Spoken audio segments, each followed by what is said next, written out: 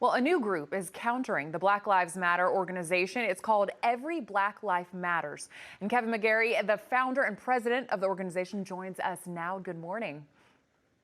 Good morning. Thank you for having me. Of course. All right, first let's get into just to know your organization, how it's different from Black Lives Matter movement. Let's discuss your guiding principles. I know you talk about education choice. You're pro law and order. You support the men and women in uniform.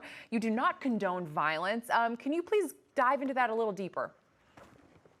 Yeah, so when we saw what happened with George Floyd for the 9 minutes and 40 some odd seconds a couple of years ago, we recognized that there were a range of emotions across America. Some were violent and some were just prayerful, some were just regular protesters. But the reality is everybody had a range of emotions that went with that. But what we saw was that there was not really a movement that was a great counterbalance to the riotous, sort of hateful side of it. So we wanted to be that counterbalance, but the faithful, righteous counterbalance to Black Lives Matter. We felt that there were some people that recognized that there is Black plight, and they wanted to stand for Black plight, stand against Black plight, but they didn't have a place other than a Marxist movement to really stand up for Black life. So we wanted to be that counterbalance for that. So that's why we decided to be Every Black Life Matters. From conception to the grave,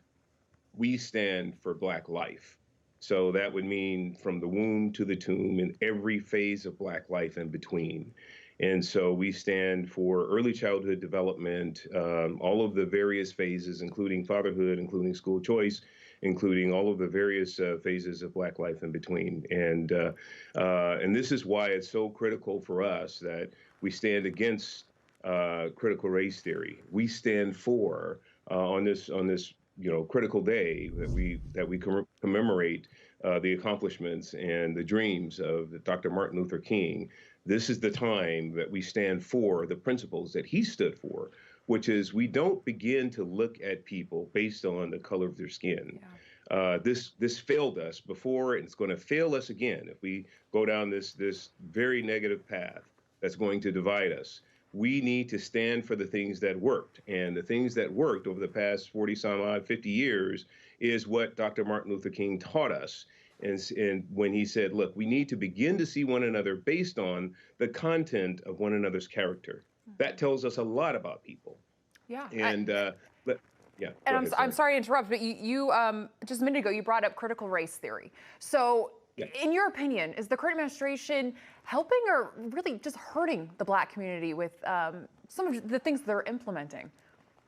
Well, come on, it's very, very hurtful. It's not only hurtful to the Black community, but it's hurtful to all communities, because when you start to divide people strictly based on immutable characteristics like race, then that begins to degrade societies and present more chaos, more opportunities for division and disunity, as opposed to bringing us together and unifying communities. When this president came in office, one of the things that he stood for, or he promised us, was, hey, we're gonna lower the temperature. We're gonna begin to unify communities, and he has done nothing of the sort. We saw his very vitriolic speech last week, where he even had the audacity to try to bring, Dr. Martin Luther King in as a sort of a counterbalance to some of the people that he actually, ironically, used to like. These Democrat, examples that he used, Bull Connor, Jefferson Davis, and George Wallace, which were all Democrats that he used to, actually idolize at some point.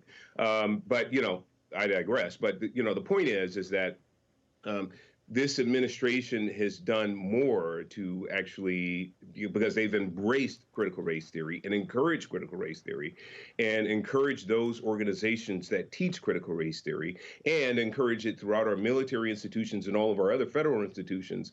So he's done more to hurt the unification between all ethnicities and races, as opposed to help us to unify. And so these words that Dr. Martin Luther King taught us, that we actually learned from over the past 50 or so years, we need to re-embrace. If we're going to commemorate this day with Dr. Martin Luther King's legacy and what he did stand for, let's commemorate it with what we actually did learn from these very poignant and truthful words. Let's begin to see one another again based on the content of one another's character. Let's embrace one another based upon what we see, the fruit of one another, as opposed to. I mean, we definitely need to remember his words. You know, look at people by the content of their character, not the color of their skin. Again, a very important message. Kevin McGary, thank you so much for coming on. To learn more, go to everyblm.com.